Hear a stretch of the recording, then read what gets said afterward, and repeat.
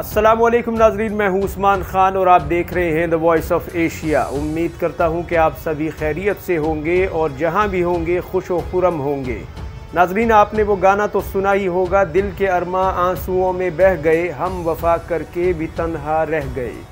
ऐसा ही कुछ मामला हुआ है भारत के साथ, और वो भी मलेशिया और जनूबी कोरिया के हाथों। खबर इंतहाई दिलचस्प है, आप ज़रूर मुलाहिजा फरमाइएगा, लेकिन उससे पहले आपको एक मुख्तसर लेकिन इंतहाई अहम खबर रूस और पाकिस्तान के दोस्ती में बदलते हुए, गहरी दोस्ती में बदलते हुए रिश्तों के हवाले से देने जा रहा हूँ। ये खबर है पाकिस्तान में पहुँचने वाले रूसी जहाज़ों की, जो कि पाकिस्तान को मुश्किल में देखकर, पाकिस्तान को आजमाइश में देखकर सैलाब से मुतासरा इलाकों और मुतासरा अवाम के लिए रूसी जहाज़ इमदाद लेकर पाकिस्तान पहुँचना शुरू हो गए हैं।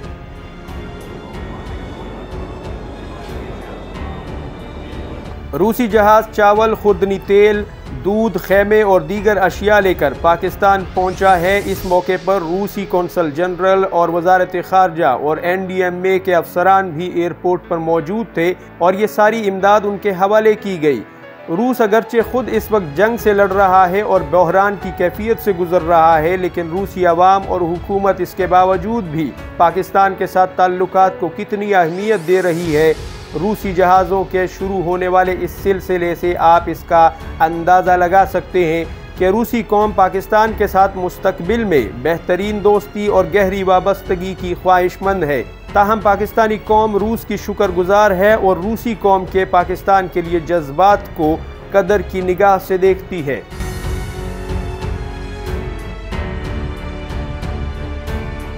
नाजरीन, अब आप भारत के हवाले से जो खबर है उसे मुलाहिजा फरमाइए।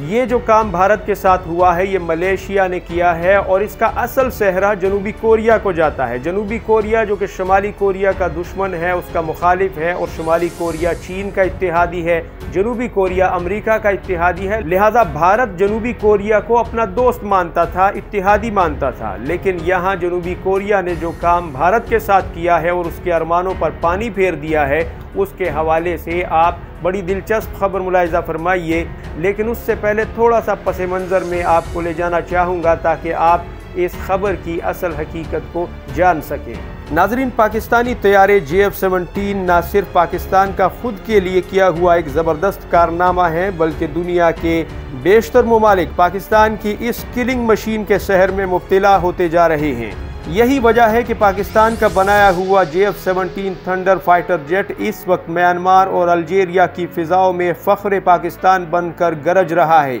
जबकि अर्जेंटाइन जैसा मुल्क इसका अगला ख़रीदार बनकर और पाकिस्तान और चीन का इत्तेहादी बनकर सामने आया है। जबकि इसके अलावा अज़रबैजान, ईरान, श्रीलंका और बांग्लादेश जैसे ममालिक भी JF-17 में गहरी दिलचस्पी दिखा चुके हैं, जिनसे बातचीत अभी चल रही है। बल्कि नाजरीन, यहाँ तक आपको बताना चाहूँगा कि मिस्र जैसा मुल्क पाकिस्तान को ऑफ़र कर रहा है कि अगर JF-17 उसके मुल्क में मिस्र के साथ मिलकर बनाया जाए तो मिस्र पाकिस्तान को रॉयल्टी देगा, पाकिस्तान को इसकी तमाम तर रॉयल्टी की जो रकम है वो अदा करेगा, और ये जहाज़ मिलकर बनाएंगे और मिलकर बेचेंगे भी, और वो भी सैकड़ों के हिसाब से। यानी आप यहाँ से मिडल ईस्ट के ममालिक का या फिर सेंट्रल एशिया के ममालिक का या अफ्रीकी ममालिक का, जो कि महंगे तरीन अमरीकी जहाज़ नहीं ख़रीद सकते, यूरोपी जहाज़ नहीं ख़रीद सकते, उनके लिए JF-17 उसी तरह की सहूलियात और उनके हमपल्ला के तौर पर एक बेहतरीन ऑप्शन बनकर सामने आया है। अब इस ज़िम्न में भारत का तेजस तैयारा, जिसे बनाने के लिए भारत ने 27 साल लगा दिए, उस पर कोई 27 रुपये खर्च करने के लिए तैयार नहीं है। दुनिया के बेशतर ममालिक में वो एयर शोज़ में और नुमाइशों में शिरकत के लिए जाता है, लेकिन उसके बावजूद उसका कोई ख़रीदार सामने नहीं आता, और भारत और भारतीय हुकूमत अपनी डिप्लोमेसी को इस्तेमाल करते हुए, अपने आलमी तिजारती रिश्तों को इस्तेमाल करते हुए तेजस के लिए एड़ी चोटी का जोर लगा रहे हैं कि कोई एक ख़रीदार तो ऐसा हो इस कुर्राए अर्ज़ पर जो कि तेजस को ख़रीदे। यानी कोई एक मुल्क भी उन्हें ऐसा नहीं मिल रहा कि जो तेजस को ख़रीदने की हामी भर सके, ताकि वो पाकिस्तान की बराबरी कर सकें। क्योंकि पाकिस्तान अगर भारत से छोटा मुल्क है और उसके जहाज़ को दुनिया धड़ाधड़ ख़रीद रही है, तो भारत का जहाज़ जिसके अंदर बरतानिया की टेक्नोलॉजी है, यूरोप की टेक्नोलॉजी भी है, इसराइल की टेक्नोलॉजी और अमेरिका की मदद भी उसमें ली गई है, रूस की मदद भी, यहाँ तक कि उसमें ब्रह्मोस मिसाइल इंडक्ट करने के लिए अब ली जा रही है, लेकिन उसके बावजूद कोई भी उसे ख़रीद नहीं रहा। और भारत का ये अरमान है कि वो भी ये कह सके कि जनाब हमारे बनाए हुए जहाज़ भी दुनिया उड़ा रही है और उन्हें जंगों में इस्तेमाल कर रही है। लिहाजा इस ज़िम्न में भारत ने मलेशिया को शीशे में उतारा था और बड़े अरमान पाले थे, और तवील मेहनत और तवील निगोसिएशंस के बाद इस स्टेज पर बात आई थी कि भारत की जो हिंदुस्तान एरोनॉटिकल कॉम्प्लेक्स यानी हाल के मैनेजिंग डायरेक्टर हैं, उन्होंने कुछ हफ्ते पहले तक मीडिया पर यह ऐलान भी कर दिया कि हम मलेशिया से डील फाइनल करने वाले हैं। मलेशिया 18 जहाज़ खरीदने का मंसूबा रखता है और वो भारतीय तैयारे तेजस को सेलेक्ट भी कर चुका है, और हम अब तेजस को पहला ऐसा मुल्क जो दुनिया में इस्तेमाल करेगा मलेशिया की सूरत में देख रहे हैं, और तेजस अब मलेशिया की फ़िज़ाओं में उड़ेगा। और इस बात पर भारतीय हुकूमत की खुशी का भी कोई ठिकाना नहीं था, और भारतीय यूट्यूबर्स भी यूट्यूब पर वीडियो डाल कर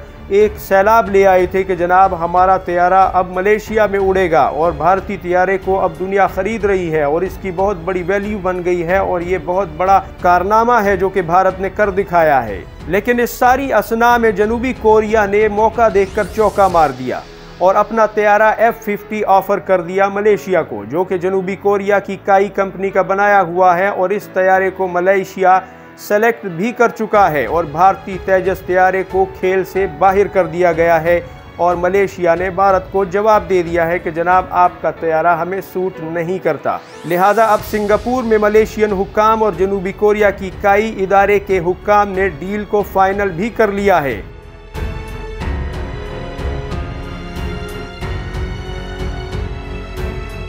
लिहाजा नाजरीन, अब भारत में इलेक्ट्रॉनिक और प्रिंट मीडिया में ये शय सुर्खी बनकर आ रही है, और हर जगह पे इस बात के चर्चे और तज़किरे हो रहे हैं कि मलेशिया ने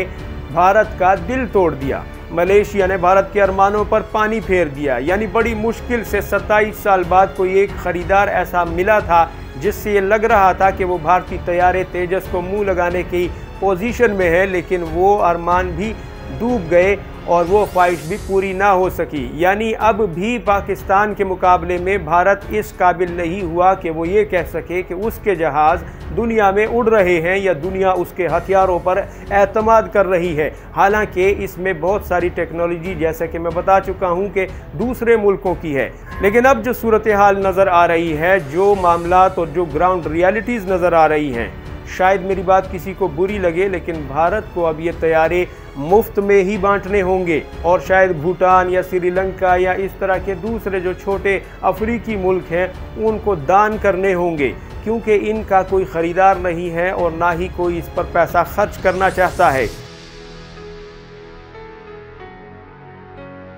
उम्मीद करता हूं कि आपको ये रिपोर्ट पसंद आई होगी। आपसे मुलाकात होगी अगली वीडियो में। लेकिन नाजरीन, आपसे गुजारिश है कि जो दोस्त हमारे चैनल पर नए आए हैं वो हमारे चैनल को ज़रूर सब्सक्राइब करें, वीडियो को लाइक करें, शेयर करें और घंटी के निशान को भी दबाना ना भूलिएगा। अल्लाह हाफिज़ व नासिर। पाकिस्तान जिंदाबाद, उम्मत मुस्लिमा पाइंदाबाद।